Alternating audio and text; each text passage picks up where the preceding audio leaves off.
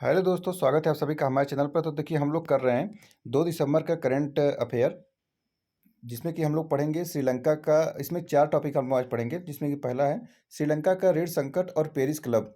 तो देखते हैं इसमें प्रीलिम्स के लिए क्या है। प्रीलिम्स के लिए श्रीलंका का ऋण संकट, पेरिस क्लब के बारे में जानेंगे, और फिर उसके बाद आईएमएफ के बारे में जानेंगे, जो कि अंतर्राष्ट्रीय मुद्रा कोष कहते हैं। फिर ऋण प्रबंधन के बारे में जानेंगे, और एशिया प्रशांत, और रूस का यूक्रेन पर आक्रमण। तो ये सब प्रीलिम्स के लिए। और मेंस के लिए जानिए तो मेंस के लिए श्रीलंका का ऋण संकट और पेरिस क्लब, द्विपक्षीय क्षेत्रीय वैश्विक समूह और भारत से जुड़े समझौते या भारत के हितों को प्रभावित करने वाले समझौते। चलिए देखते हैं हम लोग ये चर्चा में क्यों है। तो हाल ही में श्रीलंका भारत और पेरिस क्लब समूह के साथ प्रारंभिक ऋण पुनर्गठन समझौते पर पहुंचा, जिसके रुके हुए आईएमएफ अंतर्राष्ट्रीय ऋण कार्यक्रम को पुनर्जीवित करने का मार्ग प्रशस्त करता है।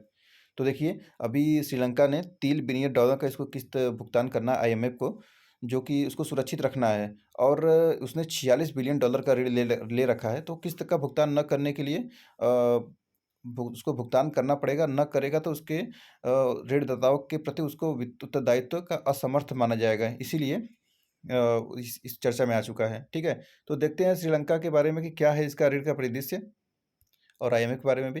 तो श्रीलंका का लगभग $46 बिलियन का विदेशी ऋण है, जिसका सबसे बड़ा भाग चीनी ऋणदाताओं का है, जिसमें जापान, भारत और वाणिज्यिक बांड धारक भी बड़े ऋणदाता हैं। श्रीलंका को अभी अभी भी वाणिज्यिक बांड धारकों के साथ एक समझौते पर पहुंचना शेष है, जिससे देश की आर्थिक सुधार की प्रगति धीमी हो सकती है। मई 2022 में श्रीलंका 2 दशकों में अपने ऋणों पर डिफॉल्ट करने वाला एशिया प्रशांत का पहला देश बन गया, जो घरेलू आर्थिक प्रबंधन और कोरोना वायरस महामारी तथा यूक्रेन पर रूस के आक्रमण के बाद वैश्विक मुद्रास्फीति में वृद्धि का परिणाम है।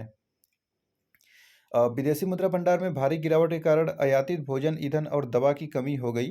द्वीप पर जीवन स्तर कम होने लगा है, जिससे वर्ष 2022 में बड़े पैमाने पर विरोध प्रदर्शन शुरू हुए हैं। अब जानते हैं हम लोग पेरिस क्लब के बारे में। क्या है पेरिस क्लब?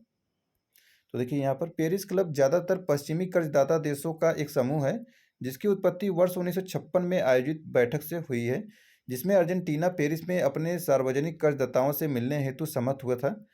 यह स्वयं को एक मंच के रूप में वर्णित करता है, जहां लेन देन देशों द्वारा सामना की जाने वाली भुगतान कठिनाइयों को हल करने हेतु आधिकारिक कर्जदाता बैठक करते हैं। इसका उद्देश्य उन देशों हेतु अस्थायी ऋण राहत समाधान खोजना है जो देश अपनी द्विपक्षीय ऋण चुकाने में असमर्थ है। सदस्य क्या है? तो सदस्यों में ऋण शामिल है।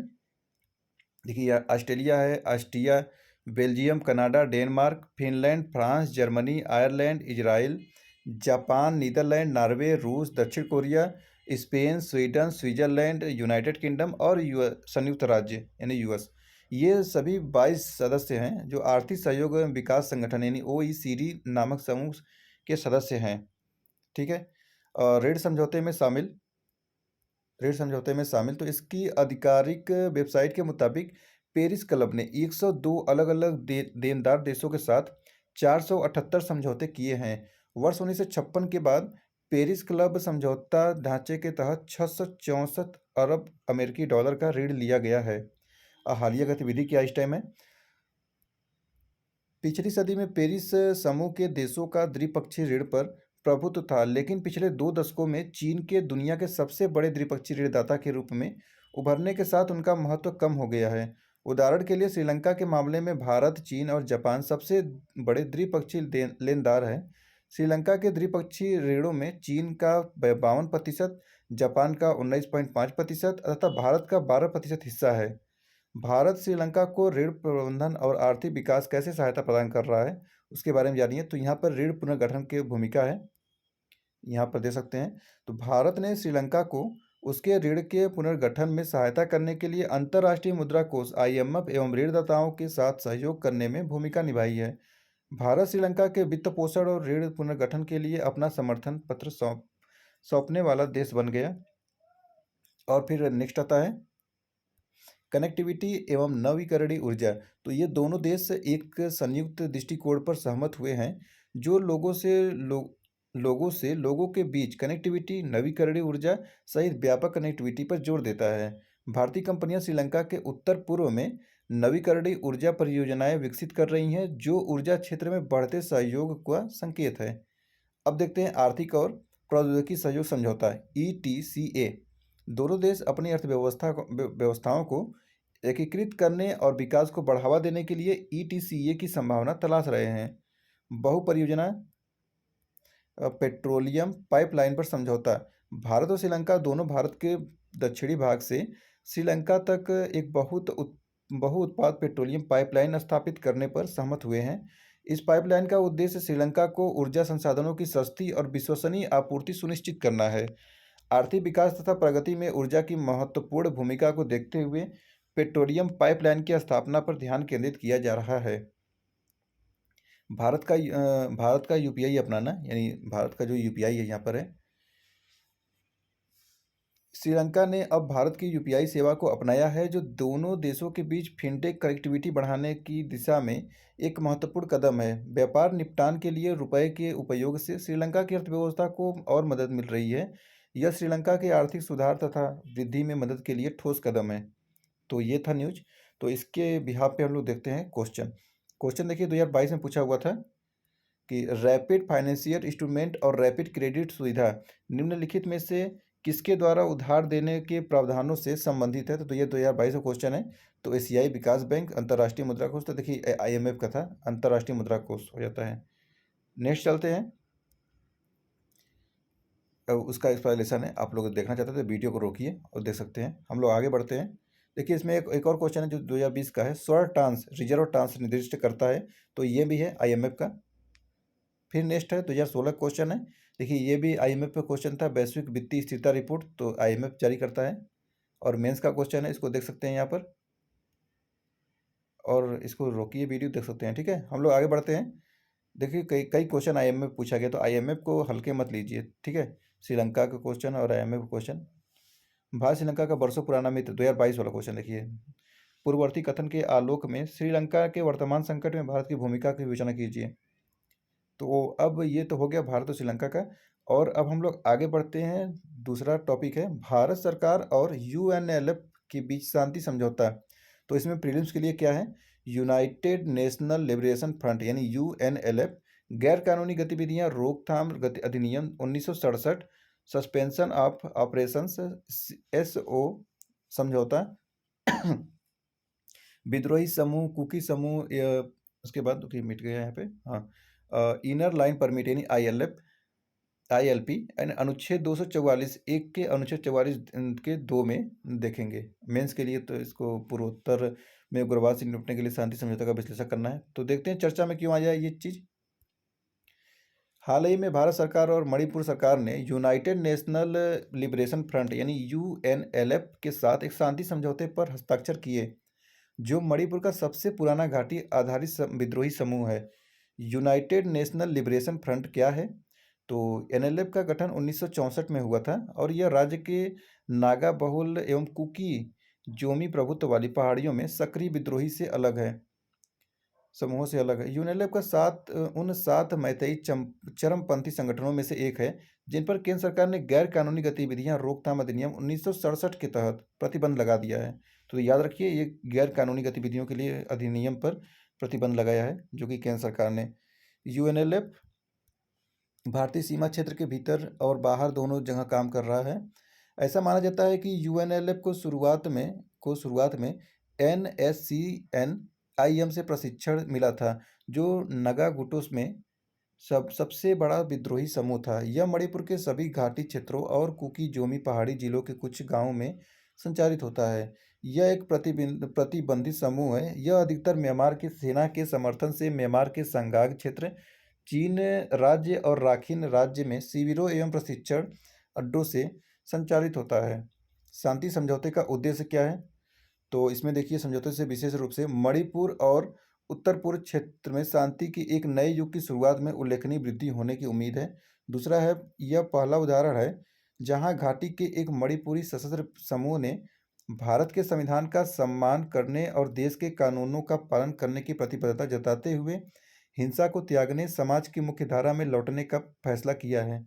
यह समझौते न केवल UNLF और सुरक्षा बलों के बीच शत्रुता को समाप्त करेगा, जिसने विगत 5 दशक से अधिक समय में दोनों पक्षों के बहुमूल्य जीवन जीने का दावा किया है, बल्कि समुदाय की दीर्घकालिक चिंताओं को दूर करने का अवसर भी प्रदान करेगा। अब देखते हैं हम लोग यहाँ पर मणिपुर के अन्य उग्रवादी समूह, जैसे कि मणिपुर के कई अन्य विद्रोही समूह हैं। Kangleipak communist party KCP, people's liberation army PLA, Kangleiyawal Kanna Lup and people's revolutionary party of Kangleipak, यानी कि P P R P R E और PAK, इतना बड़ा नाम है इसका। And national socialist council of Nagaland, तो ये इसके नाम से आएगा, जो कि NSC और यन आएगा, KR लास्ट में आ जाएगा। 2008 में केंद्र सरकार मणिपुर राज्य और कुकी जोमी क्षेत्र के विद्रोही समूहों को शामिल करते हुए एक त्रिपक्षीय सस्पेंशन ऑफ ऑपरेशन समझौते स्थापित किया गया था। तो यह सस्पेंशन ऑफ ऑपरेशन क्या है, ये संधि हुआ था, तो इसके बारे में जानते हैं। कुकी के साथ सस्पेंशन ऑफ ऑपरेशन समझौते पर वर्ष 2008 में भारत सरकार और मणिपुर व नागालैंड के पूर्वोत्तर राज्यों में सक्रिय विभिन्न कुकी आतंकवादी समूहों के बीच युद्ध विराम समझौते के रूप में हस्ताक्षर किए गए थे। समझौते के तहत कुकी आतंकवादी समूह हिंसक गतिविधियों को बंद करने और निगरानी के लिए निर्दिष्ट शिविरों में सुरक्षा बलों के आने पर सहमत हुए। इसके बदले में भारत सरकार कुकी समूहों के खिलाफ अपने अभियान को निलंबित करने पर सहमत हुई। संयुक्त निगरानी समूह JMG समझौते के प्रभावी कार्यान्वयन की देखरेख करता है। राज्य और केंद्रीय बलों सहित सुरक्षा बल व भूमिगत समूह अभियान शुरू नहीं कर सकते। विद्रोही समूहों से निपटने के लिए प्रशासनिक व्यवस्थाएं क्या है, तो पूर्वोत्तर क्षेत्र विकास मंत्रालय, जिसमें कि यह क्षेत्र के सामाजिक आर्थिक विकास की गति को तेज करने के लिए पूर्वोत्तर क्षेत्र में विकास परियोजनाओं की योजना कार्यान्वयन और निगरानी से संबंधित मामलों के लिए जिम्मेदार। और ILF के बारे में जानते हैं, तो इनर लाइन परमिट है, जिसको कि कहते हैं मिजोरम, नागालैंड और अरुणाचल प्रदेश के स्वदेशी लोगों की मूल पहचान बनाए रखने के लिए बाहरी लोगों के प्रवेश पर प्रतिबंध लगाया गया है। इनर लाइन परमिट ILP के बिना बाहरी लोगों के प्रवेश की अनुमति नहीं है। आगे देखते हैं संवैधानिक प्रावधान क्या है। तो इन प्रावधानों के अनुसरण में कार्बी आंगलोंग, खासी पहाड़ी जिले, चकमा जिले आदि जैसे विभिन्न जातीय समूहों की मांगों को पूरा करने के लिए विभिन्न स्वायत्त जिले बनाए गए हैं। अनुच्छेद 244(1) में प्रावधान है कि 5वीं अनुसूची के प्रावधान अनुसूचित क्षेत्रों और अनुसूचित जनजातियों के प्रशासन या नियंत्रण पर लागू होंगे। अनुच्छेद 244(2) के बारे में जानते हैं, तो में प्रावधान है कि 6वीं अनुसूची के प्रावधान इन राज्यों में स्वायत्त जिला परिषद बनाने के लिए असम, मेघालय, त्रिपुरा और मिजोरम राज्यों में अनुसूचित क्षेत्रों के प्रशासन या नियंत्रण पर लागू होंगे। तो अब इसका निष्कर्ष देखते हैं, क्या है निष्कर्ष के रूप में। मणिपुर के साथ बृहद पूर्वोत्तर क्षेत्र में शांति लाने के लिए केंद्र और मणिपुर के सरकारों एवं UNLF के मध्य शांति समझौता आवश्यक है। ऐतिहासिक समझौता UNLF को मुख्यधारा में वापस लाकर लंबे समय से चले आ रहे मुद्दों के समाधान की दिशा में अग्रसर है, जबकि अन्य विद्रोही समूहों के साथ तुलनीय समझौते क्षेत्रीय मुद्दों को हल करने और विकास को बढ़ावा देने के लिए निरंतर प्रयासों का संकेत देते हैं। शांति निगरानी समिति जमीनी मानदंडों को बनाए रखने की प्रतिबद्धता की पुष्टि की है। तो देखिए, ये एक मेंस का क्वेश्चन है जो कि 2021 में आया हुआ था।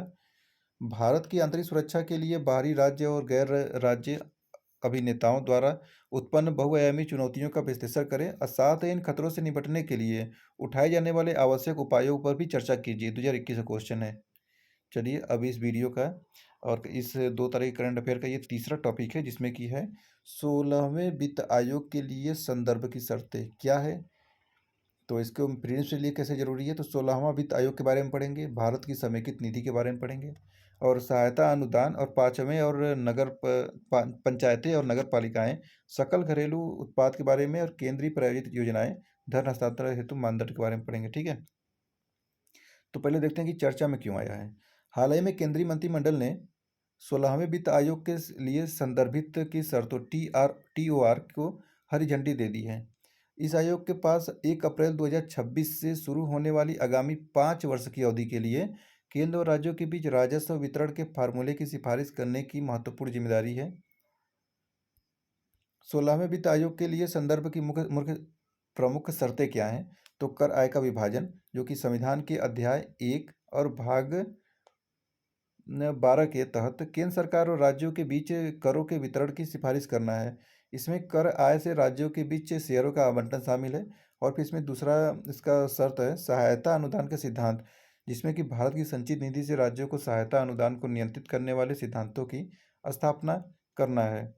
और फिर इसमें विशेष रूप से संविधान के अनुच्छेद 275 के तहत उस अनुच्छेद के खंड 1 के प्रावधानों में उल्लेखित उद्देश्यों से अलग उद्देश्यों के लिए राज्यों को सहायता अनुदान के रूप में प्रदान की जाने वाली राशि का निर्धारण शामिल है।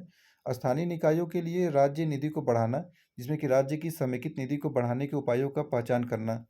और आगे आता है, इसका उद्देश्य राज्य के अपने वित्त आयोग द्वारा की गई सिफारिशों के आधार पर राज्य के भीतर पंचायतों और नगर पालिकाओं के लिए उपलब्ध संसाधनों के पूरक बनाना है।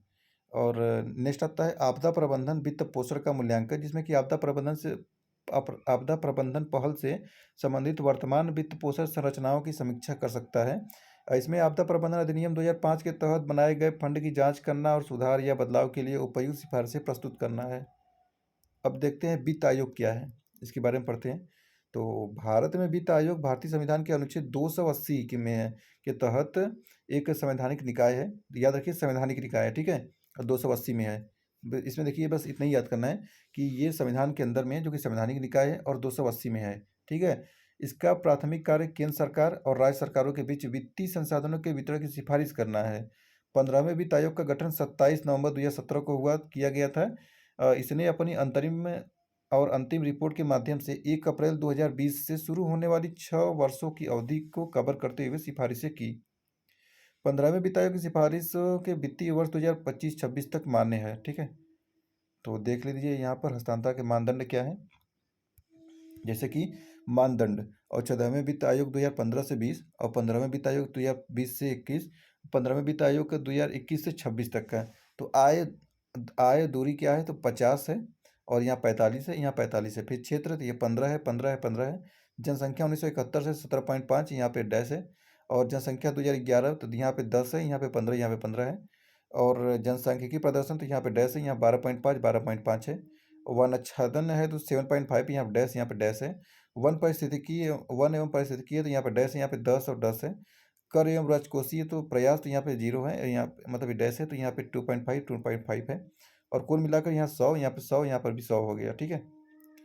तो देखिए नोट, जनसंख्या तो 1971 पर केवल 14वें वित्त आयोग के लिए विचार किया गया था, जबकि जनसंख्या 2011 और कर और राजकोषीय प्रयास 15वें वित्त आयोग द्वारा पेश किए गए थे। आंकड़े निर्दिष्ट अवधि के दौरान प्रत्येक मानदंड के लिए प्रतिशत के में वेटेज दर्शाते हैं। आगे देखते हैं 15वें वित्त आयोग की प्रमुख सिफारिशें क्या हैं। तो यहाँ पर है केंद्रीय करों में राज्यों की हिस्सेदारी। आयोग ने वर्ष 2021 से 26 की अवधि के लिए केंद्रीय करों में राज्यों की हिस्सेदारी 41% बनाए रखने का प्रस्ताव रखा, जो 14वें वित्त आयोग द्वारा वर्ष 2015 से 20 के दौरान आवंटित 42% से थोड़ी कम प्रदर्शित हुई है। और इस 1% समायोजन का उद्देश्य केंद्रीय संसाधनों में जम्मू और कश्मीर और लद्दाख के नवगठित केंद्रशासित प्रदेशों को समायोजित करना है। राजकोषीय घाटा एवं ऋण स्तर। आयोग ने सिफारिश की केंद्र का लक्ष्य 2025-26 तक अपने राजकोषीय घाटे को सकल घरेलू उत्पाद के 4% तक सीमित करना है। राज्यों के लिए वर्ष 2021 से 26 की अवधि के भीतर विभिन्न वर्षों के लिए सकल घरेलू उत्पाद GSDP यानी GDP का स्टेट में का है प्रतिशत के रूप में विशिष्ट राजकोषीय घाटे की सीमा की सलाह दी। प्रारंभिक 4 वर्षों में 2021 से 25 में स्वीकृत उधार सीमा का पूरी तरह से उपयोग नहीं करने वाले राज्य बाद के वर्षों में शेष राशि का उपयोग कर सकते हैं। अन्य अनुशंसाएं क्या हैं, तो रक्षा और आंतरिक सुरक्षा निधि। रिपोर्ट में रक्षा और आंतरिक सुरक्षा के लिए एक आधुनिकीकरण निधि स्थापित करने का सुझाव दिया गया है, जो गैर व्यापक और मुख्य रूप से भारत के समेकित निधि और अन्य स्रोतों के माध्यम से वित्त पोषित है। केंद्र प्रायोजित योजनाएं, जो कि सिफारिशों में वार्षिक CSS आवंटन, तीसरे पक्ष के मूल्यांकन, पारदर्शी फंडिंग पैटर्न तथा अनावश्यक योजनाओं को चरणबद्ध तरीके से समाप्त करने हेतु स्थिर वित्तीय आवंटन के लिए सीमा निर्धारित करना शामिल है। निष्कर्ष देखते हैं। तो निष्कर्ष है TOR को मंजूरी मिलने के साथ आयोग के लिए अपने जनादेश को शुरू करने के लिए मंच तैयार हो गया है। जो भारत की संघीय संरचना को रेखांकित करने वाले वित्तीय ढांचे में निर्णायक योगदान है। देखिए 2023 का ये क्वेश्चन है प्रीलिम्स का। निम्नलिखित कथनों पर विचार कीजिए। जननांकीय, इसमें 5 है। जननांकीय निष्पादन, वन और पारिस्थितिकी, सुधार, शासन सुधार, स्थिर सरकार और कर एवं राजकोषीय प्रयास। तो इसमें है कि समस्त समस्तर कर आक्रमण के लिए 15वें वित्त आयोग ने उपर्युक्त में से कितने को जनसंख्या, क्षेत्रफल और आय के अंतर के अलावा निकष के रूप में प्रयुक्त किया है? तो केवल 2, केवल 3, केवल 4, केवल 5। तो यहाँ पर केवल 3 हो जाएगा, ऑप्शन नंबर बी। अगर इस पर एक्सप्लेनेशन दिया है, नहीं दिया है एक्सप्लेनेशन। और देखिए 2013 का मेंस का क्वेश्चन है, जो कि आप लोग देखिएगा। और हम लोग अब लास्ट देखते हैं इसका टॉपिक, शहरी क्षेत्रों में बेरोजगारी प्रीलिम्स में कैसे उपयोगी है। तो आवधिक श्रम बल सर्वेक्षण, राष्ट्रीय नमूना सर्वेक्षण, बेरोजगारी, श्रम बल भागीदारी दर, श्रमिक जनसंख्या अनुपात, आजीविका और उद्यम के लिए हाशिए पर रहने वाले व्यक्तियों के लिए सहायता, पीएम दक्ष महात्मा गांधी राष्ट्रीय ग्रामीण रोजगार गारंटी अधिनियम, प्रधानमंत्री कौशल विकास योजना, स्टार्टअप भारत योजना, रोजगार मेला के बारे में। ठीक है, तो देखते हैं कि ये चर्चा में क्यों है। तो राष्ट्रीय नमूना सर्वेक्षण कार्यालय द्वारा आयोजित आवधिक श्रम बल सर्वेक्षण ने हाल ही में जुलाई सितंबर 2023 के आंकड़े के जारी किए, जो शहरी क्षेत्रों में भारत की बेरोजगारी दर को दर्शाते हैं। हालिया पीएलएफएस की प्रमुख विशेषताएं क्या है? तो शहरी बेरोजगारी का दर है, और पुरुष यह दर इस समय अवधि में 6.6% से घटकर 6% हो गई है। महिला, तो इनकी दर में अधिक सकारात्मक प्रवृत्ति देखी गई है, जो दी गई समय अवधि के 9.4% से घटकर 8.6 हो गई है। श्रमिक जनसंख्या अनुपात, तो शहरी क्षेत्रों में श्रमिक जनसंख्या अनुपात जनसंख्या में नियोजित व्यक्तियों की प्रतिशत 15 वर्ष और उससे अधिक आयु के व्यक्तियों के लिए जुलाई सितंबर जो वर्ष 2022 में 44.5% से बढ़कर जुलाई सितंबर वर्ष 2023 में 46% हो गया है। पुरुष, तो यह दर समय अवधि के दौरान 68.6% से बढ़कर 69.4% हो गया है। महिला, जो इनकी दर समय अवधि 19.7% से बढ़कर 21.9% हो गया है। श्रम बल दर भागीदारी दर में जुलाई सितंबर 2022 में 47.9% से बढ़कर जुलाई सितंबर 2023 में 49.3% हो गया है। पुरुष, इनकी दर से अवधि के दौरान 73.4% से बढ़कर 73.8% मामूली वृद्धि देखी गई है, जो कि महिला में 21.7% से बढ़कर 24% तक की अधिक महत्वपूर्ण प्रदर्शित की गई है, वृद्धि प्रदर्शित की गई है। अब देखते हैं आवधिक श्रम बल सर्वेक्षण क्या है, इसके बारे में जानते हैं। तो अधिक नियमित समय अंतराल पर श्रम बल डेटा की उपलब्धता के महत्व को ध्यान में रखते हुए एनएसएसओ ने अप्रैल 2017 में आवधिक श्रम बल सर्वेक्षण शुरू किया। पीएलएफएस से बेरोजगारी दर को श्रम बल में बेरोजगार व्यक्तियों के प्रतिशत के रूप में परिभाषित किया है। पीएलएफएस के उद्देश्य क्या है? तो केवल वर्तमान साप्ताहिक स्थिति में सीडब्ल्यूएस में शहरी क्षेत्रों के लिए 3 माह के अल्प समय अंतराल में प्रमुख रोजगार और बेरोजगारी संकेतक जैसे श्रमिक जनसंख्या अनुपात, श्रम बल भागीदारी दर, रोजगार का अनुमान लगाना, वार्षिक रूप से ग्रामीण और शहरी दोनों क्षेत्रों में सामान्य स्थिति और सीडब्ल्यूएस दोनों में रोजगार तथा बेरोजगारी संकेतकों का अनुमान लगाना है। अगला देखते हैं, तो संबंधित प्रमुख शर्तें क्या हैं। तो श्रम बल भागीदारी दर, यानी कि यह 15 वर्ष और उससे अधिक आयु के उन लोगों के प्रतिशत प्रतिनिधित्व करता है जो या तो कार्यरत हैं या बेरोजगार हैं, लेकिन सक्रिय रूप से कार्य की तलाश में हैं। आगे देखते हैं श्रमिक जनसंख्या अनुपात, तो यह कुल जनसंख्या के भीतर नियोजित व्यक्तियों के प्रतिशत को मापता है। और तीसरा बेरोजगारी दर, तो यह श्रम बल में बेरोजगार वाले व्यक्तियों के प्रतिशत को इंगित करता है। गतिविधियों के संबंध, गतिविधि के संबंध देखते हैं। तो इसमें देखिए गतिविधियों, प्रमुख गतिविधियों की स्थिति, वह प्राथमिक गतिविधि जो एक व्यक्ति पर्याप्त अवधि सर्वेक्षण से पहले 365 दिनों के दौरान में कर रहा है। दूसरा है सहायक आर्थिक गतिविधियों में स्थिति, सर्वेक्षण से पहले 365 दिन की अवधि में कम से कम 30 दिनों के लिए सामान्य प्राथमिक गतिविधि के अलावा अतिरिक्त आर्थिक गतिविधियां की है। और वर्तमान साप्ताहिक स्थिति में यह स्थिति सर्वेक्षण तिथि से ठीक पहले पिछले 7 दिनों के दौरान किसी व्यक्ति की गतिविधियों को दर्शाती है। और अब है यह शहरी क्षेत्रों में बेरोजगारी से संबंधित प्रमुख मुद्दे क्या हैं। तो संरचनात्मक बेरोजगारी, जो कि शहरी क्षेत्रों में प्रायः कार्यबल के पास मौजूद कौशल और उद्योगों द्वारा मांगे जाने वाले कौशल के बीच असमानता का सामना करना पड़ता है। शिक्षा प्रणाली रोजगार बाजार की ज़रूरतों के अनुरूप नहीं है, जिससे अकुशल या अल्प कुशल श्रमिकों की अधिकता हो जाती है। तेजी से तकनीकी प्रगति और अर्थव्यवस्था में बदलाव के कारण पारंपरिक उद्योगों में गिरावट आई है, जिसके परिणाम स्वरूप कई शहरी श्रमिकों का रोजगार चला गया है, जिनके पास उभरते क्षेत्रों के लिए आवश्यक कौशल की कमी है। आगे देखते हैं अनौपचारिक क्षेत्र का प्रभुत्व। तो यह शहरी आबादी का एक महत्वपूर्ण हिस्सा अनौपचारिक क्षेत्र में कार्यरत है, जिसमें कम वेतन, नौकरी की असुरक्षा, सामाजिक सुरक्षा लाभों की कमी शामिल है। अब देखते हैं यहाँ पे जनसांख्यिकी चुनौतियाँ क्या हैं।